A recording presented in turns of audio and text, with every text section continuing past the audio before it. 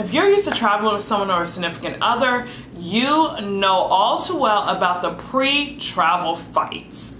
So many of them. I'm the Walking Traveler, and I'm here with your fast 5 travel tips.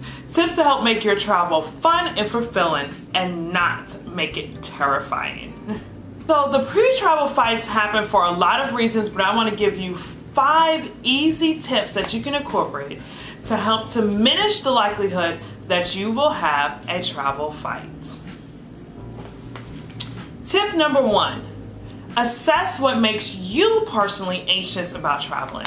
We all get anxious about traveling, even people who are like, I'm a well-seasoned traveler, I've traveled the world, I never get anxious about travel, blah, blah, blah, blah, blah. Everyone gets some type of anxious about traveling, whether it's getting on the plane or it's the process of actually going through the travel. For me, I am a slight germophobe, and so I do get very anxious about being in a very enclosed space with so many people that I don't know, and just the whole germs of the whole plane within itself. So what I do personally is I bring Lysol wipes and I wipe everything down, and that helps to ease my own travel anxiety. So think about what makes you anxious about traveling and make sure that you put things in place to help diminish your anxiety about traveling. Tip number 2. Tip number 2 is to assess what makes your partner anxious about travel. So talk to your partner and talk to them to see what exactly makes them anxious about travel. For my partner, he gets very anxious about not having all the paperwork that we need, as well as just making a mistake in general about traveling, maybe messing up with the taxi or just messing up with something. So what you can do is you can put in things in place to help diminish that anxiety. For my partner, we make sure that either one of us, we print out all of our travel documents. We call the airline to double check our seats, and we also call to double check our travel once we get on the ground, meaning how we're going to, our transportation, how we're actually going to get to the hotel. So talk and communicate with your partner, whoever you're traveling with, whether it's a spouse or it's just a friend, and talk to them about things that make them anxious while they travel, and try to put in a plan to eliminate those things that cause them anxiety. Tip number 3, make clear and concise travel goals. So here's the thing, we all have the type of style that we like to travel in and like to vacation. But sometimes the person that you may be traveling with may not have the exact same style, may not have the exact same travel goals. What's important is that you communicate with them and you talk about your travel goals. For the first couple of trips that my husband and I did, I felt like the trips weren't fulfilling.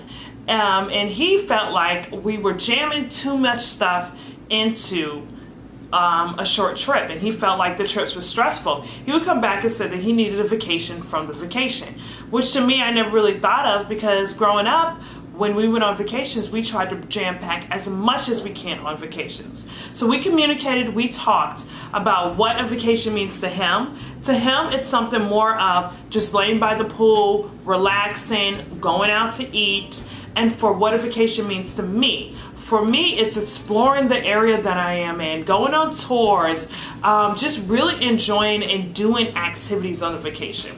We came to a middle ground, and what we usually do is, like, say we have a 4-day vacation.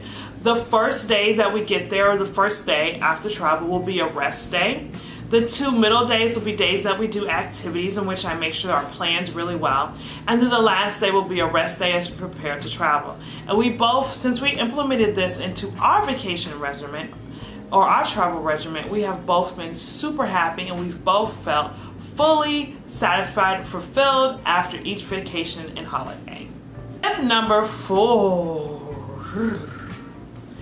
make clear plans. And when I say make clear plans, I don't mean just make clear plans for you. Remember, you are traveling with somebody else. So you need to make clear plans for you and that other person. So I suggest that you write down your plans, or even better yet, if you all share a Google Calendar, you can put your plans into the Google Calendar, and you can kind of tag that person in it and get their feedback, and they can add notes and you all can edit it that way. Or you could just sit next to each other like people without technology and just have a conversation about your plans. But I strongly suggest that you write down your plans, whether it's in a text message or it's in a Google Calendar, but somehow write down your plans so that everyone is clear on exactly what the itinerary is for your travel.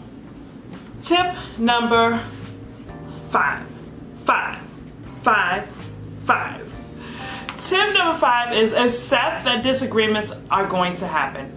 You're traveling, you're two totally different people, you're not one person, you're two totally different minds. Disagreements are going to happen. However, it is the way that we respond to these disagreements which make it go from a disagreement to a full-out fight or argument.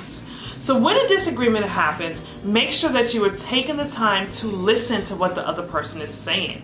Listen to them. Don't just listen for when you're going to respond or what you're going to say back. Make sure that you actively listen. I think that's the word I'm looking for. You actively listen, you listen to their point, you listen to their concerns. With me, sometimes what I'll do is I will repeat those points and concerns back to my husband to make sure that I fully understand what he said, to make sure that I was clear on his communication. Once I'm done listening, I then focus on trying to suggest things or talk through things that will help to meet his concerns. And on the other end, I make sure that I express my concerns. I express, whatever it is that we're disagreeing about, I express my views and concerns. And I ask him for suggestions to solve these disagreements or these little bumps in the road while we travel. At the end of the day, what you need to remember is that you love this person. You enjoy being around this person so much that you would want to get on a plane with this person, be in a car for 8 hours with this person, that you truly want to spend time with this person. Remember that when you are disagreeing about travel. And I have a bonus tip. That's right. More than 5, I'm going to give you a bonus tip. So one of my bonus tips is that sometimes when you're vacationing, you're spending too much time with that person.